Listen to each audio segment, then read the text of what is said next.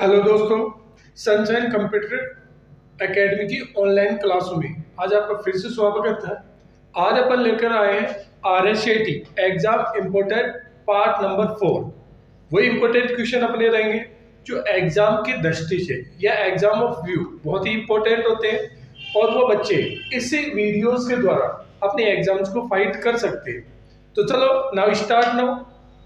तो आज अपन क्वेश्चंस लेकर आए फिर से नए। चलो अपन स्टार्ट करते हैं फर्स्ट क्वेश्चन से। बहुत ही बढ़िया क्वेश्चन सही है एग्जाम्स की दृष्टि से। कंप्यूटर की ऐसी मेमोरी जिससे सीपीयू सीधे उपयोग नहीं कर सकता बल्कि इनपुट आउटपुट रूटीन्स द्वारा एक्सेस करता है। देखो दोस्तों, बहुत ही बढ़िया क्वेश्चन है। यह कहा गया है इसमें कि कंप्यूटर की ऐसी कौन सी मेमोरी है जो सीपीयू सीधे एक्सेस नहीं कर पाता बल्कि वह इनपुट आउटपुट जो रोटेशंस है उसके द्वारा ही एक्सेस कर पाता है। तो देखो, एक मेमोरी ऐसी भी होती है जो डायरेक्ट एक्सेस नहीं की जाती सीपीयू के द्वारा, केवल इनपुट आउटपुट जो रोटेशंस है उसके द्वारा ही अपन सीपीयू उसको एक्सेस कर पाता है। चलो बात करते हैं ऐसी मेमोरी। तो देखो, ऐसी मेमोरी अपनी है सेकेंडरी मेमोरी। कौन सी मेमोरी है? Secondary memory. वह ऐसी मेमोरी है जो डायरेक्ट सीपीयू के द्वारा एक्सेस नहीं किया जाता। तो चलो बात करते हैं काम कैसे आती है। तो देखो, इसके लिए अपने को देखो, जैसे ये कोई कंप्यूटर है जिसमें सीपीयू और सीपीयू से जुड़ा होता है रैम। कौन सी मेमोरी? ये इसके अंदर की बात बता रहा हूं। सीपीयू से कौन जुड़ा होता है? रैम। और रैम से जुड़ी होती है अपनी सेकेंडरी मेमोरी। कौन सी मेमोरी जुड़ी होती है? सेकेंडरी। और इससे जुड़ी होती है, अब जब भी कोई डेटा होता है सीपीयू को उपयोग में लेना होता है सेकेंडरी मेमोरी का, तो उसको सबसे पहले कहां ट्रांसफर करना पड़ेगा? रैम में, यानी उसको रैम में डालना पड़ेगा। उसके बाद रैम से सीपीयू उस मेमोरी डेटा को क्या करेगा? एक्सेस करेगा। यानी ये एक्सेस करता है। तो ध्यान देना, ये मेमोरी के डाटा को एक्सेस करेगा। अब इसके बाद आता है कि मान लिया जाए सीपीयू उसके डेटा को भरे, तो सबसे पहले यहां जाएगा और फिर अपन सेव के द्वारा सेकेंडरी मेमोरी के डेटा को भर दे। तो इस प्रकार से ये मेमोरी डेटा अपना एक्सेस करती है। तो जो सेकेंडरी मेमोरी है उसको सीपीयू डायरेक्ट कभी भी एक्सेस नहीं कर सकता, ये ध्यान रखना। ये सबसे पहले रैम में, यानी अपनी जो प्राइमरी मेमोरी है उसमें लाना पड़ता है और उसके बाद ही ये अपने डेटा को सीपीयू एक्सेस कर पाता है। तो ऐसी मेमोरी कौन सी रही? सेकेंडरी मेमोरी एक ऐसी इकलौती मेमोरी है जिसको सीपीयू डायरेक्ट एक्सेस नहीं कर सकता। चलो नेक्स्ट क्वेश्चन को लेकर चलते हैं। एचडीडी का पूरा नाम देखो, ये एग्जाम में कई बार आया हुआ है। एचडीडी हार्ड डिस्क को बोलते हैं। कौन सी? Hard disk. हार्ड डिस्क को कहते हैं। बंद करें। अपना अगला क्वेश्चन था एचडीडी का पूरा नाम क्या है? तो देखो, एचडीडी का पूरा नाम है हार्ड डिस्क ड्राइव। तो क्या नाम रहा दोस्तों? Hard disk drive. और ये अपने सेकेंडरी स्टोरेज के लिए सीपीयू में काम आते हैं, जिसको अपन हार्ड डिस्क का नाम भी देते हैं। किस नाम से पुकारते हैं इसको? हार्ड डिस्क, जो डेटा को स्टोर करने के लिए यूज होती है। तो ये एचडीडी का पूरा नाम रहा हार्ड डिस्क ड्राइव। चलो अपन आगे लेकर चलते हैं अगले क्वेश्चन। क्या नाम रहा इसका? Hard disk drive. तो फुल फॉर्म रहा है अपना हार्ड डिस्क ड्राइव। चलो अगले क्वेश्चन लेकर चलते हैं अपन। डेजिव्हिल प्रिंटर एक प्रकार है। तो देखो, इस प्रकार का कई बार क्वेश्चन पूछा जा चुका है कि डेजिव्हिल जो प्रिंटर है वो किस प्रकार का प्रिंटर है। तो देखो, इसको कई बार ऐसा ऑप्शन में दे दिया जाए आपको कि जैसे मान लो line printer,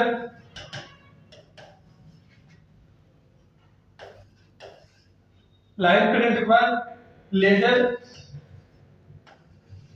printer, impact printer और कैरेक्टर प्रिंटर। इस प्रकार के ऑप्शन आपको दे दिया जाए। सॉरी, ऐसे कई ऑप्शन आपके इंकजेट प्रिंटर रख दिया जाए। मान लो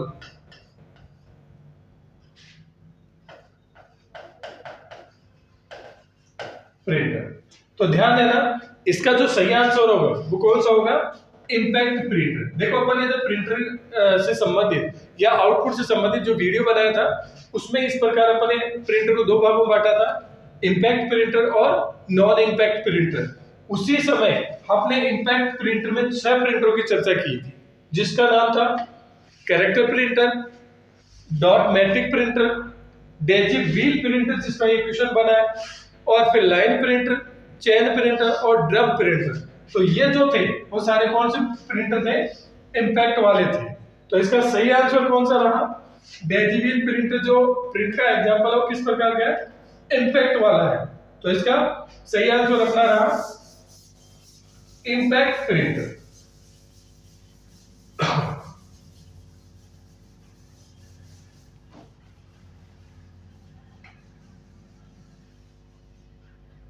तो सही दोस्तों, सही आंसर कौन सा है? इंपैक्ट प्रिंट की कैटेगरी में आता है। कई बार ये क्वेश्चन अलग अलग तरीके से पूछा जा चुका है एग्जाम में। नेक्स्ट क्वेश्चन की ओर आगे बढ़ते हैं अपन। अगला क्वेश्चन है अपना, कौन सी मेमोरी प्रति सेकंड कई बार रिफ्रेश होती है? देखो रिफ्रेश की बात कर रही है कि ऐसी मेमोरी कौन सी है कंप्यूटर की जो प्रति सेकंड कई बार रिफ्रेश होती है या चार्ज होती है। तो ऐसी तो मेमोरी है जो अपनी सेकंड वीडियो और थर्ड वीडियो थी उसमें भी इसकी चर्चा आई थी। तो वो एक ऐसी मेमोरी है डी रैम। कौन सी थी? D RAM. अब डी रैम का पूरा नाम क्या था? Dynamic random access memory. तो प्रति सेकंड कई बार जो रिफ्रेश होती है वो कौन सी मेमोरी है अपनी? डी रैम बोल दो या डायनेमिक रैम बोल दो या डायनेमिक रैंडम एक्सेस मेमोरी, जो ये परिवर्तन होते हैं। चलो नेक्स्ट क्वेश्चन की ओर आगे बढ़ते हैं अपन। रैम से अधिकाधिक प्रयोग में ली जाने वाली जानकारी को संग्रहित या स्टोर जिसको बोलते हैं स्टोर, है ना, करने के लिए कौन सी मेमोरी का उपयोग किया जाता है? तो देखो दोस्तों, बहुत ही शानदार क्वेश्चन है कि रैम से अधिकाधिक यानी सबसे ज्यादा उपयोग में ली जाने वाली कोई भी जानकारी है उसको स्टोर करने के लिए कौन सी मेमोरी का उपयोग किया जाएगा। तो ध्यान देना, अपन ने कल इसका क्वेश्चन किया था, केस मेमोरी से रिलेटिव थी। तो केस मेमोरी थी वो इस प्रकार की मेमोरी है जो सीपीयू के द्वारा बार बार उपयोग होने वाली जानकारी को रैम से क्या करता है? ट्रांसफर करके केस में डालता है, और ये काम ऑपरेटिंग सिस्टम करता है। तो इसका सही आंसर कौन सा रहा? Case memory. कौन सी मेमोरी? Case memory. तो ध्यान देना, इंग्लिश में कैश मेमोरी या फिर केस मेमोरी हिंदी में भी आ सकता है। तो इसका सही आंसर कौन सा रहा? केस मेमोरी अपना आंसर रहा। चलो नेक्स्ट क्वेश्चन लेकर चलते हैं। एक ऑप्टिकल इनपुट डिवाइस, तो एक डिवाइस के बारे में पूछा है। ऑप्टिकल इनपुट डिवाइस यानी उपकरण। किसकी बात हो रही है? उपकरण की बात हो रही है। तो एक ऑप्टिकल इनपुट डिवाइस जो कागज पर पेंसिल द्वारा लिखी गई जानकारी या इंफॉर्मेशन या सूचना स्कैन और पढ़ता है, यानी उसको स्कैन करता है और फिर उस जानकारी को क्या करता है? पढ़ता है। तो ऐसा जो अपना डिवाइस होता है वो कौन सा होता है? OMR। तो देखो दोस्तों, अपने पहले भी OMR का यूज कर चुके पढ़ चुके हैं, जिसका पूरा नाम था ऑप्टिकल मार्क OMR, सॉरी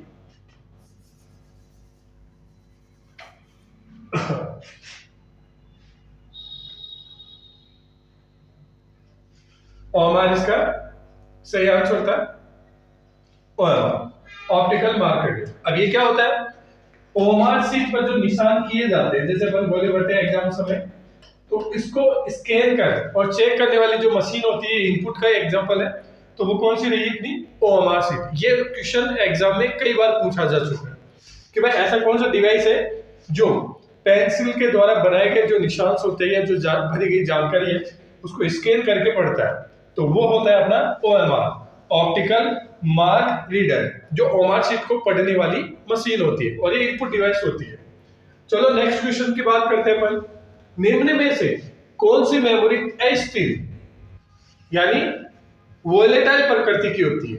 तो देखो वोलेटाइल को बोलना था कि ऐसी मेमोरी जो परमानेंटली स्टोर नहीं होती, ऐसी जो भी मेमोरी है वो कौन सी कहलाएगी? वोलेटाइल।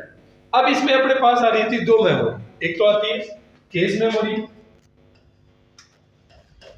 और दूसरी रैम। ये जो दो मेमोरी है ना, ये नॉन वोलेटाइल मेमोरी या इस प्रकृति की कोई भी मेमोरी जो अपनी जानकारी को लाइट आने तक या पावर ऑन होने तक की जानकारी स्टोर कर सकती है, उस मेमोरी को अपन कौन सी मेमोरी बोलते हैं? वोलेटाइल। तो इसमें दो एग्जांपल अपन पढ़ेंगे, कौन कौन से? केस मेमोरी और रैम। तो इसका सही आंसर अपना कौन सा रहा? तो सही आंसर कौन सा रहा अपना? रैम। अगर केस और रैम आंसर तो ये दोनों एग्जांपल में हालांकि आएंगे नहीं, लेकिन आते हैं, तो ये दोनों इसके आंसर होंगे। एक को पूछा जाएगा कोई भी, है ना। चलो अगले का क्वेश्चन है, कंप्यूटर के साथ संयोग में प्रयुक्त कौन सा प्रिंटर टोनर ड्राई, ड्राई का मतलब सूखा, सूखा इंक यानी स्याही, तो सूखी इंक का यूज करता है या पाउडर का उपयोग करता है, वो प्रिंटर कौन सा है? तो ध्यान देना, कंप्यूटर के साथ संयोजित या जुड़ा हुआ एक प्रयुक्त होने वाला कौन सा प्रिंटर है? जो कौन सा? टोनर, वो भी ड्राई सूखा इंक पाउडर का उपयोग करता है, तो वो एक है लेजर प्रिंटर। कौन सा प्रिंटर होगा उसका सही आंसर? लेजर प्रिंटर होगा। तो सही आंसर कौन सा रहा अपना? कि लेजर जो प्रिंटर है, ये एग्जाम में पूछा गया क्वेश्चन है कि ड्राई टोनर ड्राई इंक का पाउडर का उपयोग जो करता है वो कौन सा प्रिंटर होता है? अपना लेजर प्रिंटर। अब चलो अपने इससे ही कोई क्वेश्चन है कि लेजर प्रिंटर किस कैटेगरी का प्रिंटर है? तो ये आता है नॉन इंपैक्ट में। कौन से प्रिंट में आता है? Non impact. किस कैटेगरी का प्रिंटर है ये? नॉन इंपैक्ट कैटेगरी का प्रिंटर। चलो अगर एक और क्वेश्चन इससे बनाया जाए कि लेजर प्रिंट की जो गुणवत्ता है वो कैसे मापी जाती है, तो ध्यान देना, इसकी जो यूनिट है वो पीपीएम में मापी जाती, पेज पर मिनट। क्या फुल फॉर्म रही? पीपीएम, पेज पर मिनट में इसकी स्पीड को मापा जाएगा। अब चलो नेक्स्ट क्वेश्चन लेते हैं अपन। आपके कंप्यूटर के कॉन्फ़िगरेशन से संबंध, कॉन्फ़िगरेशन का क्या अर्थ होता है? तो देखो ये शब्द भी कई बार एग्जाम में पूछा गया। कॉन्फ़िगरेशन यानी एक सिस्टम का जो कॉन्फ़िगरेशन होता है वो उसकी इंफॉर्मेशन होती है, जैसे उसमें रैम कितनी है, ऑपरेटिंग सिस्टम कौन सा है, प्रोसेसर किस कैटेगरी का है। तो ये जो संपूर्ण जानकारी होती है वो एक सिस्टम की क्या कहलाती है? कॉन्फ़िगरेशंस कहलाती है। ठीक है, तो कॉन्फ़िगरेशंस का अर्थ होता है कि कंप्यूटर प्रोसेस का विनिर्देशन कि भाई कंप्यूटर कौन से कैटेगरी का है, मेमोरी या रैम की क्षमता क्या है कि उसमें कितनी जीबी रैम है, हार्ड डिस्क कितनी है, ये जो सारी जानकारियां हैं, ये सारी जानकारी क्या कहलाएगी? अपनी कॉन्फ़िगरेशन। जैसे अपन मोबाइल में, तो अपन सेटिंग में जाकर, मोबाइल के अबाउट में जाकर, सेटिंग में जाकर मोबाइल का जो अबाउट आता है उसमें इस कॉन्फ़िगरेशन को देख लेते हैं। ऐसे कंप्यूटर में भी इसका कॉन्फ़िगरेशन होता है जिसको अपन चेक करते हैं। तो वो जो कॉन्फ़िगरेशन है उसमें क्या क्या जानकारी हो सकती है? प्रोसेसर क्षमता हो सकती है, मेमोरी क्षमता हो सकती है, हार्ड डिस्क कैपेसिटी हो सकती है। तो ये जो सारी जानकारी हो क्या कहलाएगी? अपनी कॉन्फ़िगरेशन। तो इसका सही आंसर कौन सा? उपरोक्त जानकारी। ठीक है, चलो नेक्स्ट क्वेश्चन लेकर चलते हैं। ऑप्टिकल डिस्क का उदाहरण है।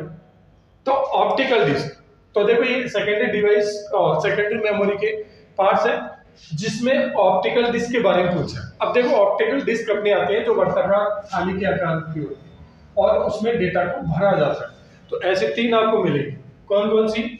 सीडी, डीवीडी और ब्लू रे डिस्क। दोस्तों कौन कौन सी रही? सीडी, डीवीडी और ब्लू-रे डिस्क। कौन कौन सी रही अपनी? सीडी, डीवीडी और ब्लू-रे डिस्क। तो इसका नाम रहा compact disc, digital versatile disc और ब्लू-रे डिस्क। चलो नेक्स्ट क्वेश्चन की बात करते हैं। कई बार ऐसा क्वेश्चन एग्जाम में पूछ लिया गया है। अगला अपने पास आता है, ये एग्जाम में भी कई बार पूछा गया, WORM का पूरा नाम क्या है? फुल फॉर्म कई बार एग्जाम में पूछा गया है। तो इसका फुल फॉर्म सुना अपना, राइट वन रीड मैन, यानी ऐसी मेमोरी जिसको कई बार भरा जा सकता है और कई बार पढ़ा जा एक बार भरा जा सकता है और कई बार पढ़ा जा सकता है। कौन सी मेमोरी रही? राइट वंस, कि भाई केवल एक बार मेमोरी में भरा जाएगा, और उसके बाद रीड मैनी, उसको कई बार पढ़ा जा सकता है।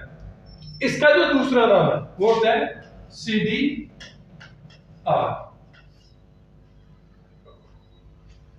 राइट में का दूसरा नाम क्या होता है? CDR, जिसको कॉम्पैक्ट डिस्क रिकॉर्डेबल और रीड, है ना, रीड ऑन। अब आगे आता है कौन सा? नेक्स्ट क्वेश्चन है, सीडी का पूरा नाम है, तो सीडी का पूरा नाम रहा कॉम्पैक्ट डिस्क। जो क्या नाम रहा इसका?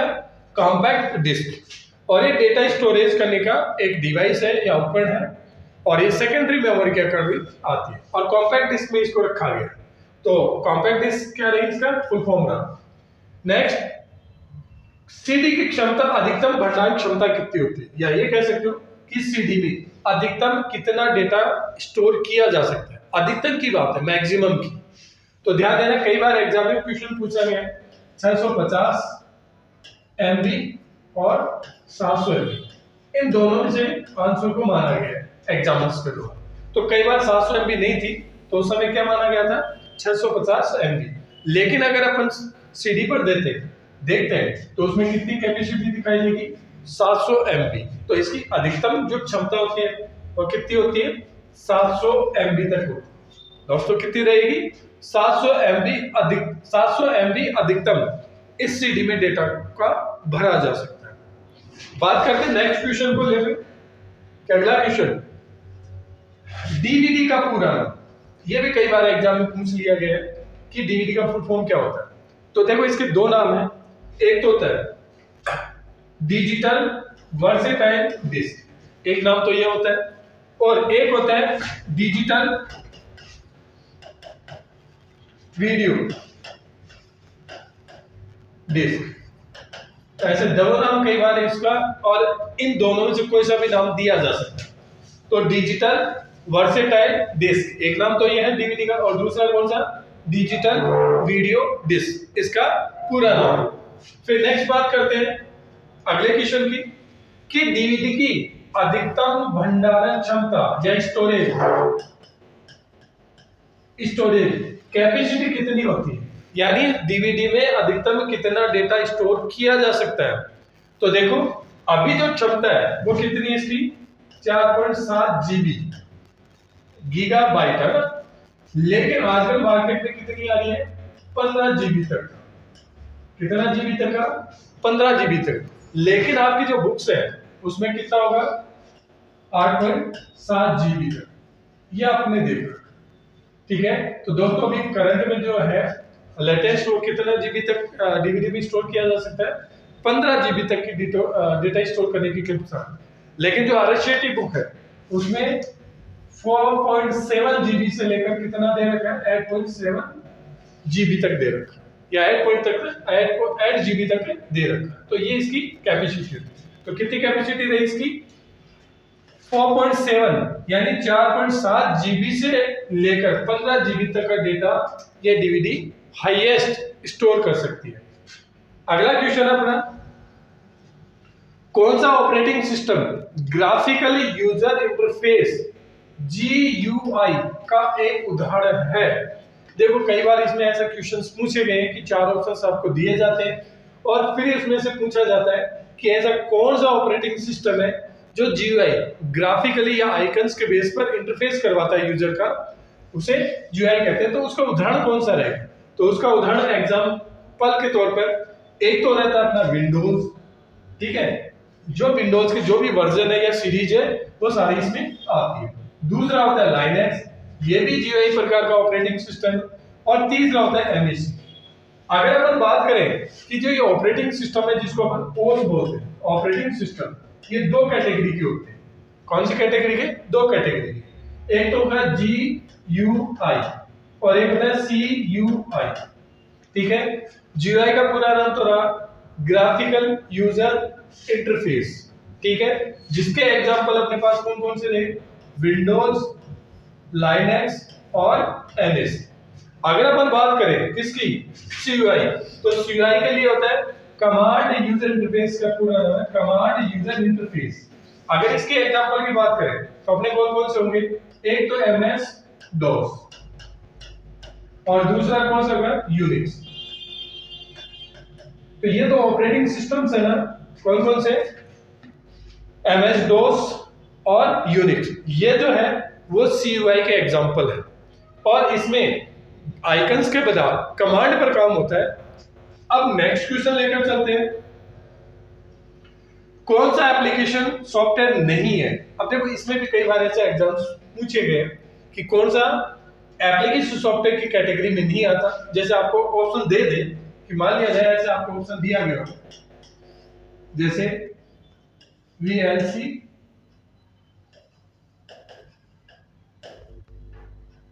मीडिया प्लेयर, ऐसे भी दे दे आपको टैली सॉफ्टवेयर, और इसी प्रकार दे दे विंडो, और चौथा दे दे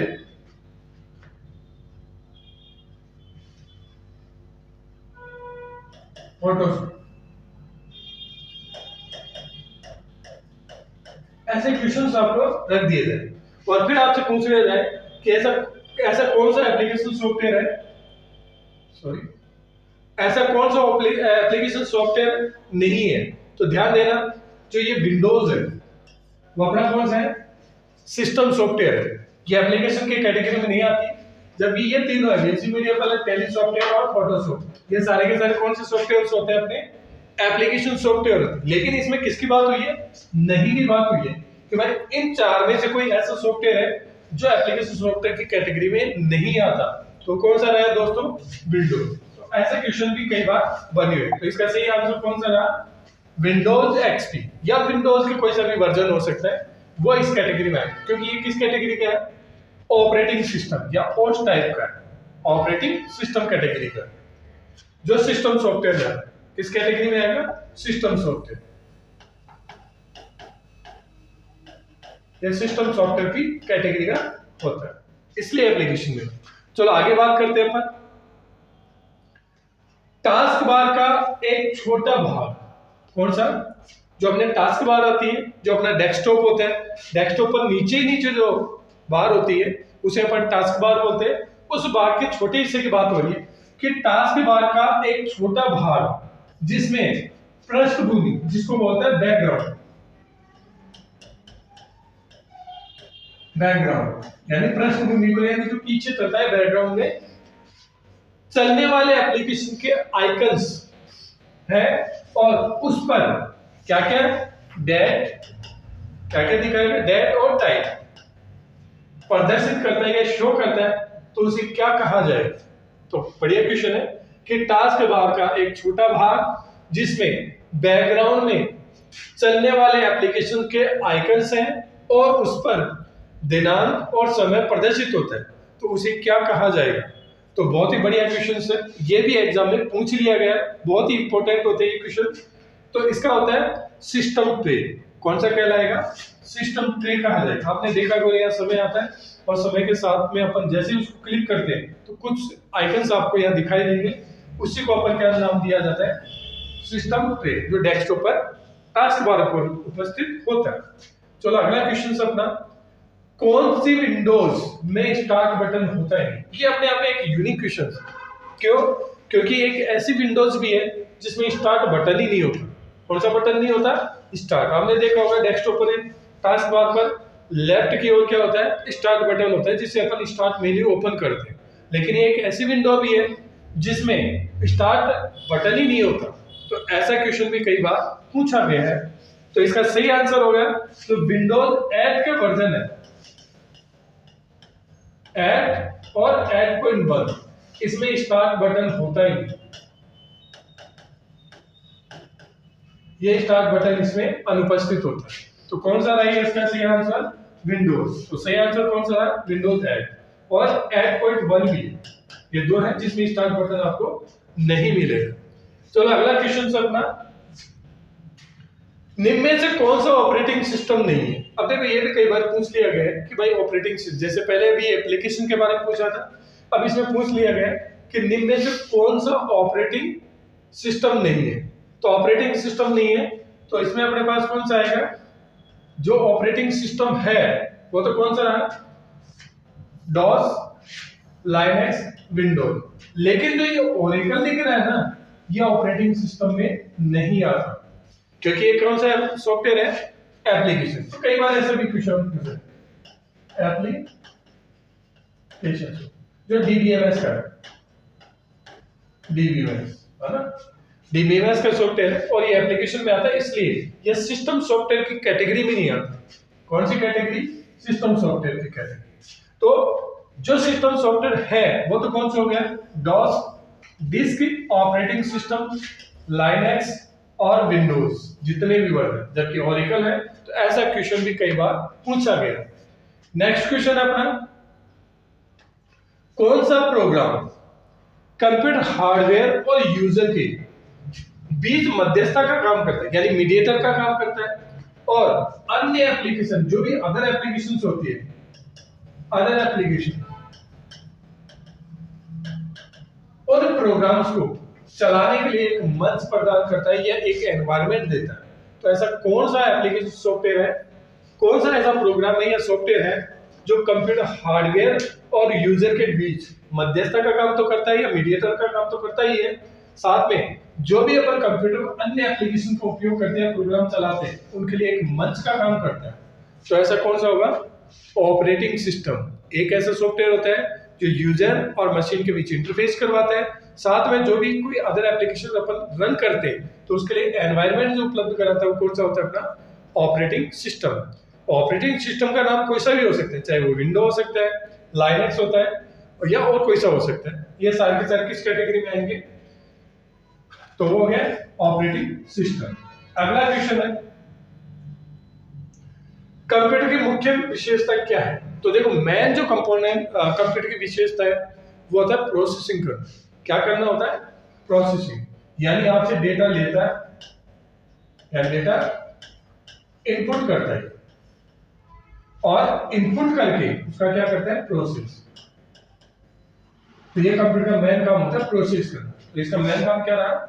डेटा प्रोसेसिंग या डेटा को प्रोसेस करना। ये इस कंप्यूटर का मेन काम होता है कि डेटा की प्रोसेसिंग करना।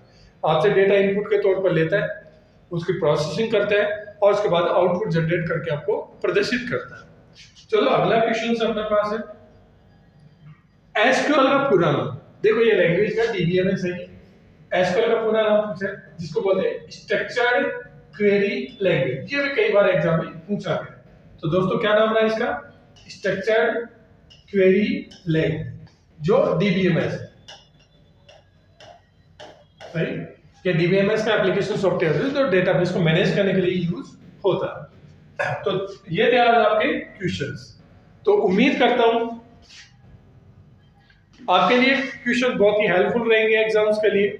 आप इन्हें बार बार देखते रहे तो एग्जाम्स आप फाइट कर पाओगे। आज के लिए बस इतना ही, और नेक्स्ट क्लास में आपकी इनकी जो आगे की क्वेश्चंस है वो लेकर फिर मुलाकात करेंगे। तब तक लिए धन्यवाद।